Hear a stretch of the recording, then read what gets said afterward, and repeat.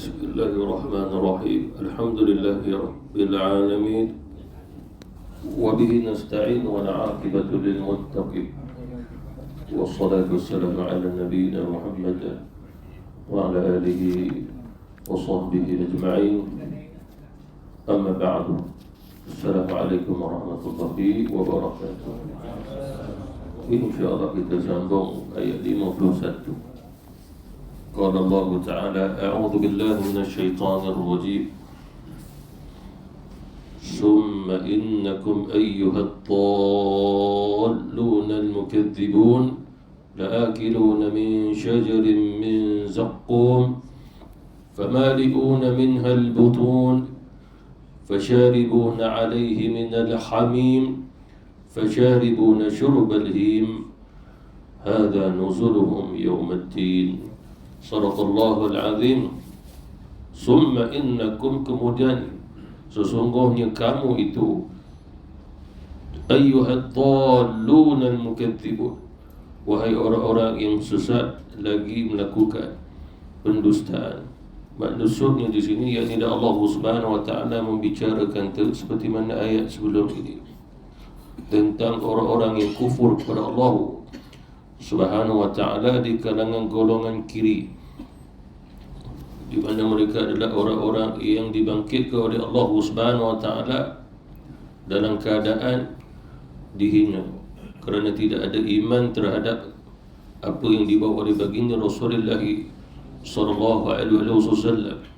Yakni pengkhususan ayat ini adalah untuk umat baginda Rasul di kalangan mereka-mereka yang kufur kepada Allah Subhanahu wa ta'ala, disebabkan ayat sebelum ini membicarakan tentang mereka, itulah golongan-golongan yang mengingkari adanya kiamat, apatah lagi harinya kebangkitan. Sehingga mereka adalah juga golongan-golongan yang mengingkari apabila manusia itu mati lalu dia dihidupkan, lalu mereka menolaknya. Bukan sekadar mereka menolaknya, tetapi dalam keadaan sombong dan takabur mereka menolaknya, sehinggalah kekalnya mereka mati dalam keadaan kufur terhadap apa yang dibawa oleh baginda Rasulullah sallallahu alaihi wasallam. La'akiluna min syajarin min zaqum. Kemudian Allah Subhanahu wa taala menyatakan di sini bahawasanya mereka akan diberi makanan oleh Allah Subhanahu wa taala daripada satu pohon yang dinamai sebagai zakum. Zakum itu sebagaimana ulama-ulama tafsir mengatakan adalah daripada pohon yang berduri, dan buahnya juga adalah satu buah yang mempunyai durinya juga. Famali'una minhal butun, bukan sekadar itu, apa yang mereka makan itu akan memenuhi akan perut mereka dengannya. Famali'una minhal butun, minha kembali balik kepada syajarin min zaqum. Fasharibuna alaihi minal hamim, selain daripada itu mereka akan minum, iaitulah minum daripada air yang sangat panas, seperti mana juga dalam ayat sebelum ini fi samumin wa hamim, diulang oleh Allah Subhanahu wa taala menunjukkan ada beberapa jenis air lagi yang lain yang keadaan air itu sangat-sangat panas, dan hamim ini juga menunjukkan bahawasanya keadaan air itu dalam keadaan sedang mendidih. Fasharibuna syurbal him, di mana mereka itu akan minum seperti mana unta yang dalam keadaan haus. Syurbal him menunjukkan bahawasanya bagaimana unta itu ketika dia sangat-sangat haus, dia akan minum laju-laju. Sangat-sangat kehausan, begitulah keadaannya unta apabila meminum air. Maka begitu juga keadaan manusia-manusia yang berada di dalam neraka. Hadza nuzuluhum yaumiddin, dan itulah ada hidangan, maknanya makanan dan juga minuman untuk mereka di kalangan orang-orang kafir pada hari pembalasan. Yaumiddin kembali balik seperti mana Allah Subhanahu wa taala berfirman, Maliki yaumiddin, itulah dia Allah Subhanahu wa taala yang menguasai, itulah pada hari pembalasan. Mana menunjukkan bahawasanya ini semua tidak lain melainkan Allah Subhanahu wa taala membicarakan tentang orang-orang yang melakukan kezaliman atas diri mereka, dan maksud juga adalah mereka yang mati dalam keadaan kafir, kufur kepada Allah Subhanahu wa taala. Itu ada antara daripada penafsiran secara mukhtasar, iaitu secara ringkasannya, disebabkan dengan apa yang telah kita baca ayat-ayat ini telah dinyatakan juga dalam beberapa penafsiran sebelum ini. Seterusnya firman Allah Subhanahu wa taala, nahnu khalaqnakum falawla tusaddiqun, kami yang telah menciptakan kamu, maka mengapa kamu tidak membenarkan? Maksudnya di sini adalah hari kebangkitan, seperti mana yang dikaitkan pada ayat-ayat sebelum, mana menunjukkan bahawasanya ahli neraka itu apabila mereka masuk ke dalam neraka ditanyai lagi. Bukan sekadar sewaktu mereka dibangkitkan, mereka dihimpunkan, mereka itu ditanya. Akan tetapi apabila mereka berada di dalam neraka, mereka juga akan ditanya. Dan pertanyaan itu tidak lain melainkan untuk kita mengetahui. Kita mengetahui tentang kedustaan mereka di atas dunia, tetapi apabila mereka berada di akhirat, mereka beriman. Lalu Allah Subhanahu wa taala kaitkan tentang keimanan mereka itu tidak diterima oleh Allah. Maksudnya adalah keimanan manusia itu tidak sah, tidak diterima oleh Allah Subhanahu wa taala ketika mana mereka itu dibangkitkan. Itu telah disepakati oleh ulama akidah sunnah wal jamaah. Disebabkan apa? Keimanan itu diperintah oleh Allah Subhanahu wa taala di atas dunia. Seperti mana Islam itu satu kurniaan daripada Allah Subhanahu wa taala. Sama ada manusia usaha ataupun tidak, bila Allah Subhanahu wa taala beri Islam, dia tetap akan Islam. Islam bukan satu agama yang perlu kita mencari dia, kerana Islam itu telah disiapkan oleh Allah Subhanahu wa taala. Kerana apabila dikata Islam perlu dicari, maka adalah menunjukkan agama Islam satu agama yang susah, perlu dicari. Tapi Allah Subhanahu wa taala telah sebar ke Islam di setiap daripada penjuru alam ini. Lalu Rasulullah sallallahu alaihi wasallam disebut sebagai rahmatan lil alamin. Rahmatan lil alamin, kalimah rahmatan tidak lain adalah Islam yang tersebar al-alamin, timur dan juga barat, bahkan seluruh pada pelosok dunia ini sendiri. Nahnu khalaqnakum falawla tusaddiqun, kami yang telah menciptakan kamu, tetapi mengapa saja kamu tidak membenarkan?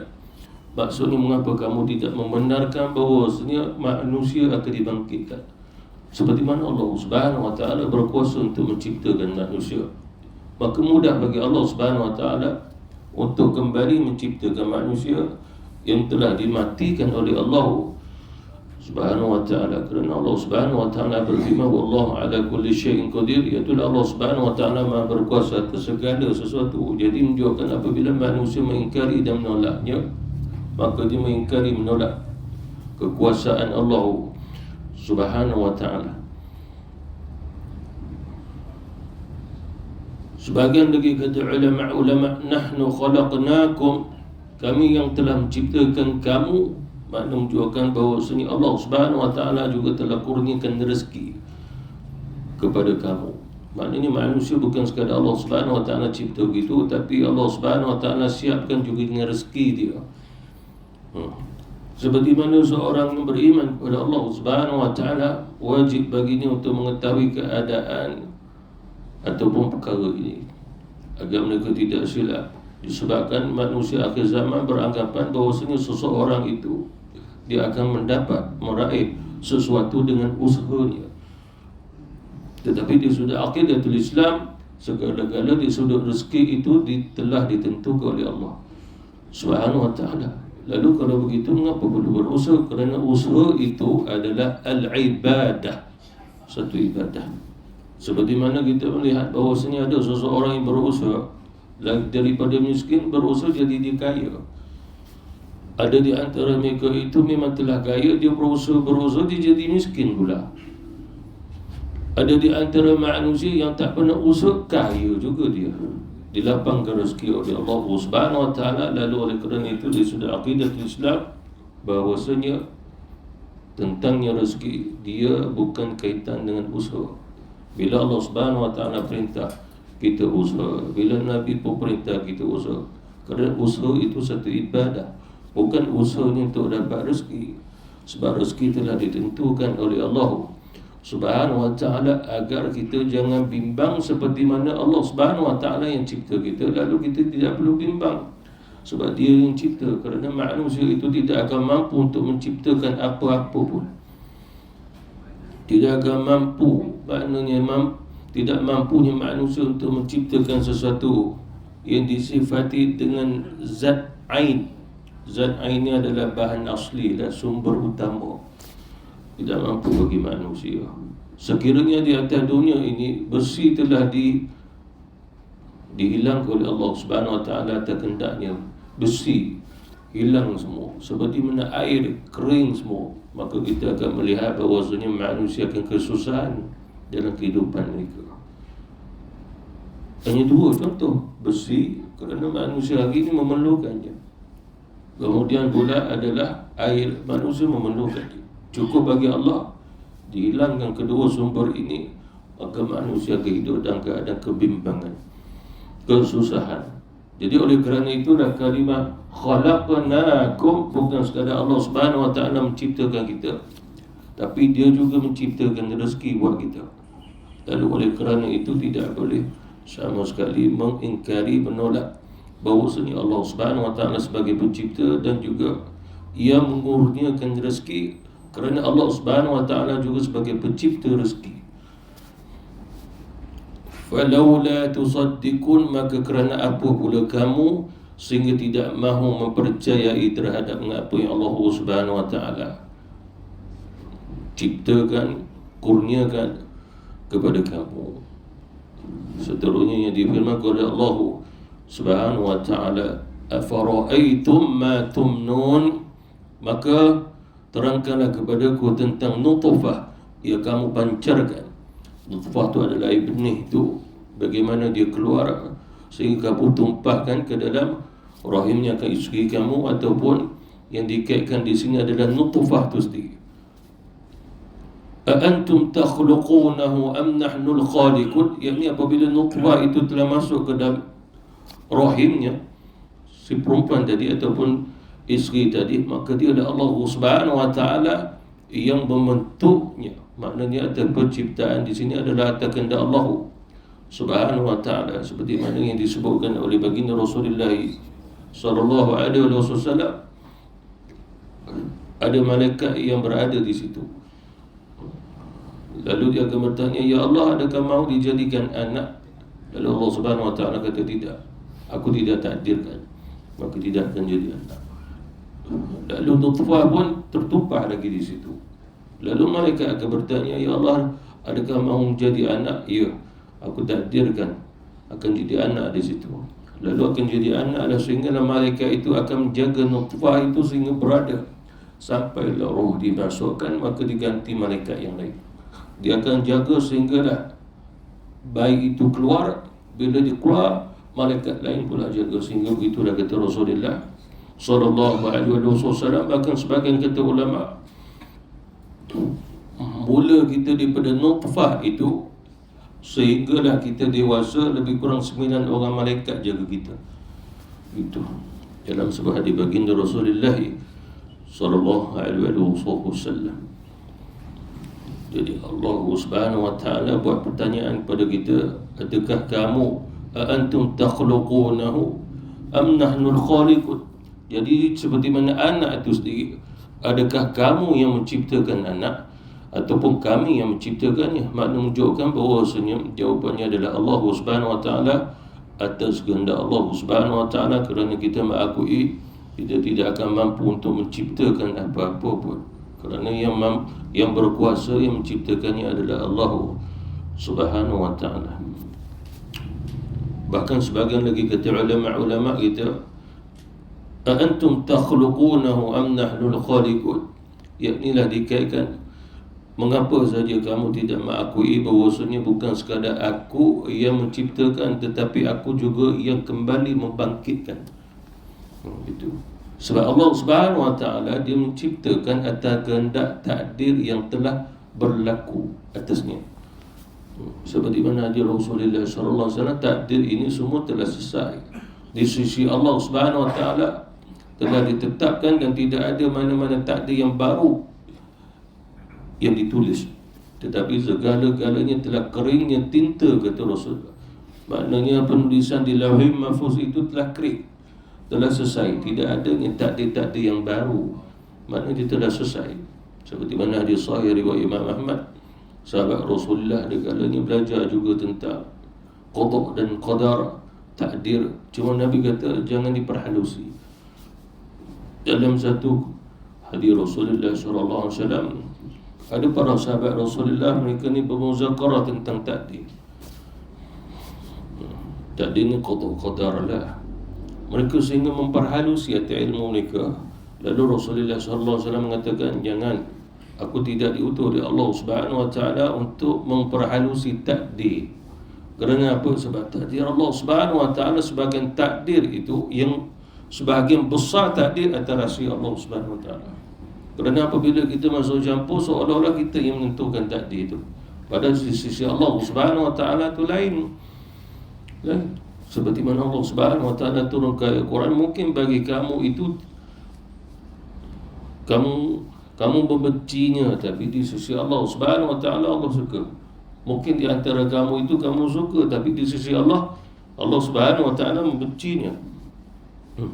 Seperti mana contoh pada zaman Rasulullah diuji dengan jihad. Diuji dengan jihad dengan jiwa dan harta benda, bukan dengan harta benda orang. Allah perintah harta benda sendiri. Bukan macam hari ini, kalau dia dapatnya sponsor, ada dana, baru dia bergerak. Allah Subhanahu Wa Taala perintah jihad itu atas harta dia. Jangan hartanya disimpan guna pakai harta orang. Lalu dia pergilah jihad juga, tapi hartanya disimpan, maka tidak kena pada kaedah jihad. Lalu para sahabat Rasulullah sallallahu alaihi wasallam pun begitu. Allah menguji mereka kena keluarkan harta benda kamu sendiri. Lalu di antara mereka lebih memilih untuk menyimpan, maka mereka lebih suka menyimpan, iaitu Allah Subhanahu Wa Taala membenci dia. Itu yang disebut, mungkin kamu rasa itu yang kamu sukai, inilah kamu dengan menyimpan, tapi itu yang dibenci oleh Allah Subhanahu Wa Taala. Kemudian pula mungkin kamu benci inilah bangun pergi jihad dengan harta benda kamu, tapi itu yang disukai oleh Allah Subhanahu Wa Taala. Dan itu sebahagian daripada rahsia takdir juga. Tidak boleh, bahkan dia sudah aqidatul Islam, tidak boleh seseorang memperhalusi takdir. Apabila seseorang mula memperhalusi takdir, menunjukkan pada kejahilan dia. Kata ulama akidah ada sunnah wal jamaah, ada beberapa perkara di sudah akidah yang diharamkan bagi kita campur tangan lah maksudnya. Dia secara usul, secara asas agama dibenarkan, diizinkan. Bahkan berkewajipan bagi kita juga beriman terhadap qada dan qadar ataupun takdir. Tetapi apabila memperhalusinya, kata ulama, itu adalah haram. Apabila seseorang memperhalusinya, maka dia akan melihat takdir ini sesuatu yang boleh diubah dengan mudah, dengan cara, dengan usaha, dengan doa. Pada kata ulama, di baginda Rasulullah sallallahu alaihi wasallam, doa boleh mengubah takdir. Lalu orang akhir zaman memahami secara zahir hadis itu. Maknanya takdirnya ditentukan oleh Allah Subhanahu Wa Taala. Tak ada masalah, doa nanti berubah. Secara mudah dia akan berubah dengan doa. Sedangkan doa itu adalah satu ibadah. Lalu Rasulullah sallallahu alaihi wasallam maksudkan doa boleh mengubah takdir adalah, iaitulah doa itu dapat mengubah sesuatu yang dikehendaki oleh Allah untuk dia ubah, bukan atas kehendak kita, kehendak dia. Yamhullahu ma yasha wa yuthbit. Dialah Allah Subhanahu Wa Taala yang menghendaki, dia hapuskan, dia ubah. Yamhullah, dia ubah, ataupun dia menetapkannya. Lalu oleh kerana itu, kalau sekiranya kita berdoa, kita beranggapan boleh mengubahnya takdir, sedangkan Allah Subhanahu Wa Taala lebih memilih wa yusbit, Allah tetapkannya, maka tidak boleh berubah. Jadi akal kita memandang dia berubah, maka itu bertentangan dia sudah akidah Ahlus Sunnah wal Jamaah. Maka oleh kerana itu dilarang bagi kita mendalami hal ihwal takdir, cukup bagi kita mendalami apa yang Allah Subhanahu wa taala firmankan melalui tadabbur, tafsiran, takwilan, hanya saja pada berkaitan dengan apa yang telah ditakdirkan oleh Allah Subhanahu wa taala. Kita tidak boleh memperhalusinya. Mengapa? Kerana ulama akidah Ahlussunnah wal Jamaah menyatakan yang mengetahui seluruh takdir hanya Allah. Sama ada secara zahir ataupun batin adalah Allah Subhanahu wa taala. Seperti mana contoh, kata Nabi, tidak ada siapa pun yang mengetahui esok hari ini rezeki dia banyak mana.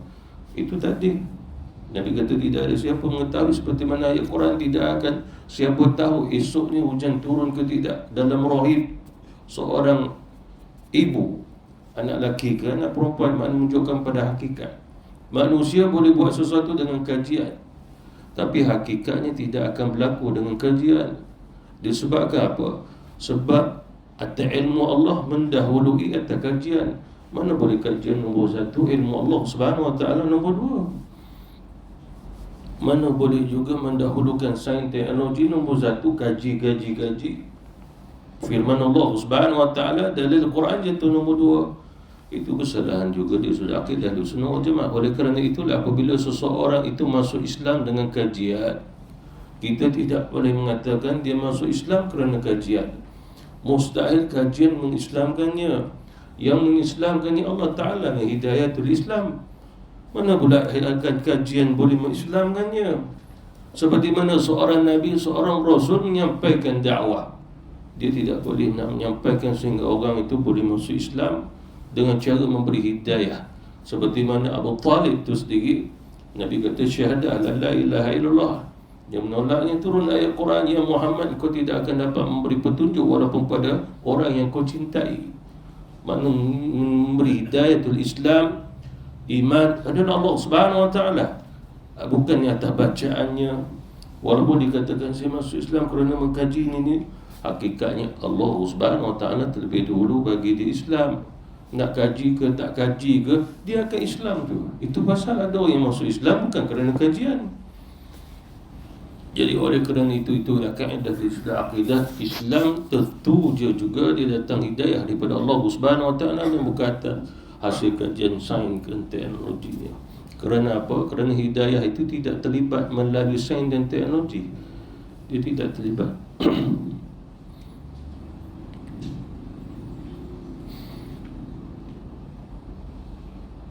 Nahnu qaddarna bainakumul mauta wa ma nahnu bimasbuqin. Seterusnya yang difirmankan oleh Allah Subhanahu wa taala, nahnu qaddarna bainakumul mauta, kami yang telah menentukan, makna takdirkan kepada kamu di antara kamu al-mauta, kematian. Makna menunjukkan bahawasanya walaupun manusia itu melihat sebab kematian, tapi hakikatnya Allah Subhanahu wa taala menyatakan qaddarna, atas kehendak Allah Subhanahu wa taala, atas qudrah. Sifat wajib bagi Allah Subhanahu wa taala al-qudrah, Maha berkuasa dalam menentukannya. Bahkan ayat ini kata ulama, nahnu qaddarna bainakumul mauta, adalah dalil menunjukkan irad qudrah Allah Subhanahu wa taala. Kemudian iradah, idza arada syai'an ay yaqula lahu kun fayakun, itu iradah. Ini dalil tentang qudrah. Maknanya dialah yang menentukan segala-galanya. Dan begitu juga Allah Subhanahu wa taala menyatakan wa ma nahnu bimasbuqin, dan apa yang telah ditentukan oleh Allah Subhanahu wa taala sekali-kali tidak dapat dikalahkan. Bila tidak dapat dikalahkan, di sini kita perlu fahami Allah Subhanahu wa taala tidak berkehendak dengan apa-apa dia yang datang pada makhluk, sama ada kebaikan ataupun keburukan. Maknanya tidak memberi kesan pada zat Allah Subhanahu wa taala, tidak memberi kesan pada kehendak Allah Subhanahu wa taala, tidak memberi kesan pada apa-apa pun, pada sifatnya zat, sifatnya af'al, perbuatan Allah Subhanahu wa taala atas kehidupan tidak tanduknya makhluk. Itu yang perlu kita ketahui. Oleh kerana itu, apabila Allah Subhanahu wa taala memilih untuk mematikan, maka dia tidak ada kaitan tindakan makhluk lagi. Itu ketetapan Allah Subhanahu wa taala. Sehingga kata ulama, ini juga dalil bahawasanya Allah Subhanahu wa taala mumit, yang mematikan. Allah Subhanahu wa ta'ala mematikan tak kehendak dia. Dan kehendak Allah Subhanahu wa ta'ala azali, tanpa permulaan, dan kehendak Allah Subhanahu wa ta'ala qadim. Qadim ni terdahulu wujud, telah ada bersama Allah Subhanahu wa ta'ala, sehingga kita tidak boleh mengatakan sifat ini sifat baharu, dan tidak boleh mengatakan sifat ini sifat pada perbuatan.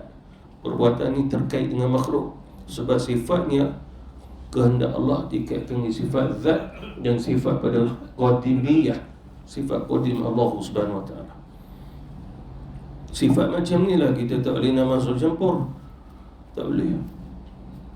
Sifat ini sehingga menafikan apabila manusia mengatakan mungkin satu hari nanti ada teknologi orang yang mati boleh dihidupkan kembali, jadi menafikanlah.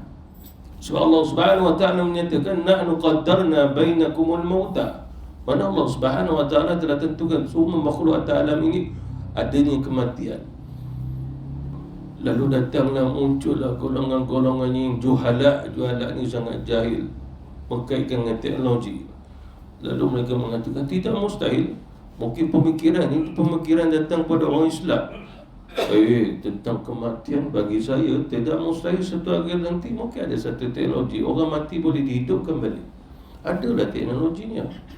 Jadi menunjukkan bahawa dia tidak beriman dengan kitab Allah Subhanahu wa ta'ala. Maknanya Allah menafikan manusia yang telah dia matikan, lalu ada selain daripada dia mampu menghidupkan. Dengan ayat ni lah.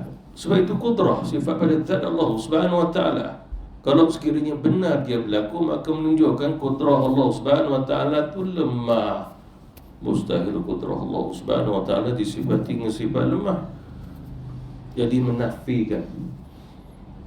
Menafikan ni maksudnya seperti mana kita baca la ilaha illallah. Kalau sekiranya datang manusia mengatakan saya menemui dan saya telah mengkaji ada Tuhan selain pada Allah, kita tanya Tuhan mana pula? Tuhan orang Melayu dah gitu.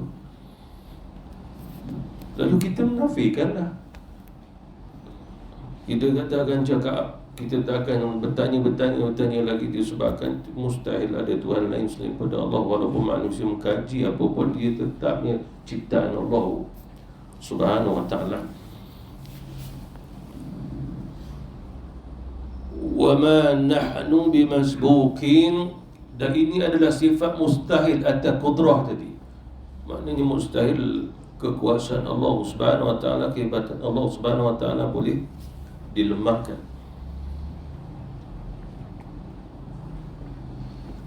Kita belajar kisah sifat 20 itu, nahnu qaddarna bainakumul mauta. Kita jumpa dua. Yang pertama sifat qudrah Allah Subhanahu wa ta'ala. Kemudian pula adalah sifat selain pada itu, asmaul husna Allah Subhanahu wa ta'ala al-mumit, yang maha mematikan. Wa ma nahnu bimasbuqin, itu adalah sifat mustahil pada Allah. Mustahil dia dilemahkan. Gitu. Itu sifat mustahil. Sifat wajib Allah Subhanahu wa ta'ala qudrah. Sifat mustahil pada Allah Subhanahu wa ta'ala dilemahkan, mana lawan daripada qudrah tadi. Jadi itu dijawab oleh Allah Subhanahu wa ta'ala, wa ma nahnu bimasbuqin. Jadi mustahil bagi Allah Subhanahu wa ta'ala itu boleh dikalahkan. Ala an nubaddil amthalakum wa nunshi'akum fima la ta'lamun. Seterusnya yang difirmankan oleh Allah Subhanahu wa ta'ala, untuk menggantikan kamu dengan orang-orang seperti kamu, seperti mana kamu, maksudnya di dalam dunia ini, dan menciptakan kamu kelak di akhirat dalam keadaan yang mana kamu tidak akan mengetahui keadaan kamu. Kamu ini menunjukkan keseluruhan, makna status, hakikat statusnya manusia hanya diketahui oleh Allah di akhirat. Walaupun manusia di akhir dunia seolah-olah dia meyakini dia akan golongan kanan, mungkin golongan kiri. Ini golongan kiri, ini golongan kanan. Ini golongan yang masuk syurga tanpa hisab. Tapi hakikatnya hanya diketahui oleh Allah Subhanahu wa ta'ala. Bahkan para wali Allah Subhanahu wa ta'ala menyatakan satu-satunya ilmu yang tidak diketahui walaupun seorang wali adalah status kedudukan seorang hamba di akhirat. Dikali bagaimana pun ayat Quran, dikali bagaimana pun dia tidak akan menermui rahsianya. Sehingga kata Imam Ibnu Athaillah, banyak di antara para wali banyak di antara para wali Allah Subhanahu wa taala mohon kepada Allah untuk mengetahui rahsianya takdir akhirat, tapi mereka tidak dapat menemuinya kerana Allah Subhanahu wa taala merahsiakannya, walaupun pada para walinya sekalipun. Status benar sekiranya ada, itu adalah satu karamah, tapi pada umumnya Allah Subhanahu wa taala merahsiakannya, sehingga para nabi rasul juga tidak mengetahui hakikatnya, tidak mengetahui. Apakah dalilnya? Dalilnya adalah Rasulullah sallallahu alaihi wasallam banyak bercerita kepada kita. Antaranya adalah Nabi waktu dia hidup, dia pernah melihat fulan. Bila dia sampai di sana, Nabi masih ingat fulan ni sezaman dengan dia, hidup sezaman dengan Rasulullah, mungkin masuk Islam di tangan Rasulullah sallallahu alaihi wasallam. Waktu tu Nabi pegang tongkatnya dan berada di haud, di telaganya. Jadi kata Rasulullah, bekas-bekas untuk minum itu lebih banyak daripada bintang-bintang di langit. Lalu Rasulullah pun nampak Nabi ambil angkat tongkat dia, Nabi pun panggil dengan tongkat. Hampir nak sampai ke telaga Rasulullah, datangnya malaikat. Ya Muhammad, Allah melarang, mengharamkan buat fulan untuk meminumnya. Lalu itu salah satu dalil Rasulullah tak tahu bahawasanya mereka adalah golongan murtadin. Dia murtad setelah Rasulullah wafat. Ada di antara mereka adalah golongan khawarij yang mengaku Islam, ada iman, hakikatnya tidak ada. Golongan khawarij adalah golongan yang mudah mengkafirkan manusia, mengkafirkan umat Islam dengan ayat Quran dan hadis sahih, dengan cara memahami ayat Quran dan juga hadis melalui zahir maknanya saja. Seperti mana contoh, kalau sekiranya sebuah kerajaan ada satu perkara yang mukarlah dilihat, lalu kerajaan itu menegak, tidak mahu menegahnya, maka dikatakan oleh khawarij kerajaan itu telah kafir, seluruh orang di dalamnya. Itu salah satu sifatnya khawarij. Itu salah satu sifat dia. Nanti dia baca ayat Quran, dia baca hadis Rasulullah sallallahu alaihi wasallam.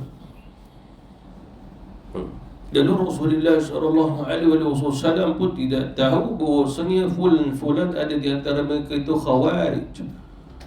Itu salah satu menunjukkan Rasulullah sallallahu alaihi wasallam pun tidak tahu keadaannya itu. Lalu Rasulullah bertanya kepada malaikat, wahai malaikat, mengapa agaknya sedangkan dunia duduk di antara mereka solat di belakangku? Ya Muhammad, sesungguhnya kau tidak mengetahui setelah pemergianmu, mana setelah Rasulullah wafat. Dalam syarah hadis bahkan dikaitkan hadis yang lain, mereka murtad daripada Islam. Cara murtad wallahu ta'ala alam, tapi memang ada di antara mereka itu beriman dengan beberapa nabi palsu. Bukan saja Musailamah, ada 3 nabi palsu yang muncul setelah Rasulullah wafat. Satu. Yang kedua adalah golongan-golongan setelah Rasulullah wafat, mereka meninggalkan solat, meninggalkan jihad, meninggalkan jamaah, mati di jahiliyah, kata Rasulullah. Pada ketika itu dia kaedahnya begini, kalau sekiranya mereka hidup sezaman dengan Rasulullah sallallahu alaihi wasallam, Nabi masih hidup, turun ayat Quran perintah solat, Nabi pun mengingatkan mereka tentang kewajipan solat, lalu mereka sengaja tinggal, mereka kafir waktu itu pada zaman Rasulullah sallallahu alaihi wasallam. Mengapa agaknya? Sebab dah sezaman dengan Nabi kaedah dia. Tetapi zaman hari ini ulama berfatwa, sekiranya mereka meninggalkan solat tapi mereka tak ingkar, mereka tahu meninggalkan solat hukumnya dosa besar, salah di agama, maka ulama akidah Ahlussunnah wal Jamaah mengatakan mereka tidak kafir, cuma perbuatan mereka fasik. Itu kan berbeza. Lalu sebahagian negara dalam dunia Islam hari ini ada yang mengambil terus yang hukum pada zaman Nabi. Salah satu Arab Saudi. Ada satu video saya tengok seorang bertanya pada ulama-ulama yang berfatwa di sana tentang seseorang itu mati tapi kita tahu waktu dia hidup dia tak solat. Perlukah mensolatkan jenazahnya? Lalu kata tidak boleh sebab mati ni kafir. Tidak boleh, matinya kafir. Maka tidak boleh menyolati akan jenazah dia sebab dia waktu hidup tak solat, sebab dia kafir, meninggalkan solat tu kafir. Ahli sunnah wal jamaah kita tetap solatkan dia. Macam kita lah, mungkin kita mati solat tak cukup, mana pernah tinggal solat, tetap juga kita disolatkan. Yang sana, adakah dia pernah tinggal solat? Pernah. Jangan solatkan dia, dia mati kafir walaupun satu waktu. Di sana apa beza dengan kita di sini?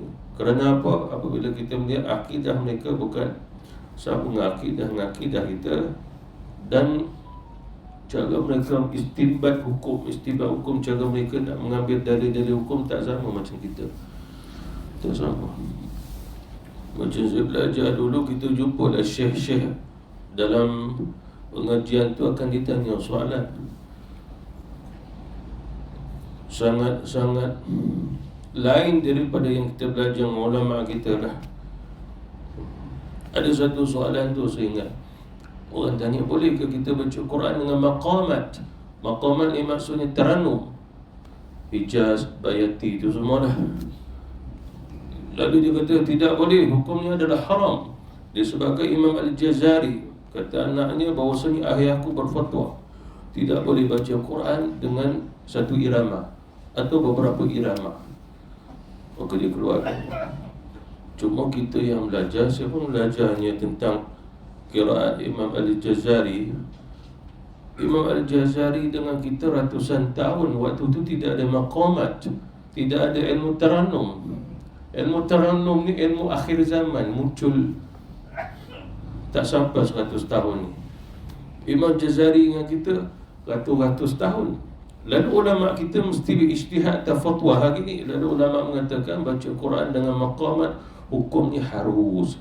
Itu pasal ada beberapa imam Masjidil Haram saya dengar kalau Fatihahnya ini Bayati, ada kalanya dia baca Hijaz, ada kalanya dia baca Kurdi, macam Masyari Al-Alfasi, dia pun macam maqamat. Sampai kat dia kata haram. Lalu yang menyebut itu dalam Arab Saudi sendiri, Imam Masjidil Haram pun Arab Saudi juga. Kita pun pelik lah belajar sana. Kesannya belajar ulama Melayu lagi luas lah ilmu pada ulama sana.